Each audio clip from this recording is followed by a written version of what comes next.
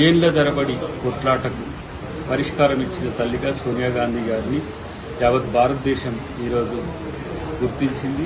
మేమందరం కూడా తెలంగాణ తల్లిగా సోనియా గాంధీ గారిని ఈరోజు చూస్తున్నాం. అది అసెంబ్లీ సాక్షిగా కేసీఆర్ గారు కూడా మాట్లాడారు. ఏదో రాజకీయంగా పోటాపోటీ కొరకు తెలంగాణ బాపుగా కేసీఆర్ గారిని అభివర్ణించడం అంటే అది తెలంగాణ సమాజాన్ని అవమానపరచడం ఒక రకంగా.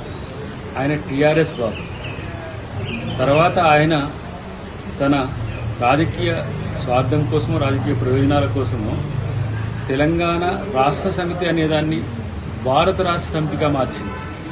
ఆ రోజు తెలుగుదేశం నుంచి తన రాజకీయ అస్తిత్వం కోసం టీఆర్ఎస్ పార్టీ ఏర్పాటు చేసుకుని టీఆర్ఎస్తో తెలంగాణ ముఖ్యమంత్రి తెలంగాణ అయిపోయినాక భారత రాష్ట్రానికి ఆయన ప్రధానమంత్రి కావాలన్నట్టుగా భారత రాష్ట్ర సమితి అని చెప్పి ఇప్పుడు మళ్ళీ తెలంగాణ అని చెప్పి సెంటిమెంట్ రగిల్చడానికి ఏదో ప్రయత్నాలు చేస్తుంది. ఇది కాకుండా 10 సంవత్సరాల సంబరాలు తెలంగాణ ప్రభుత్వం చేస్తుంది.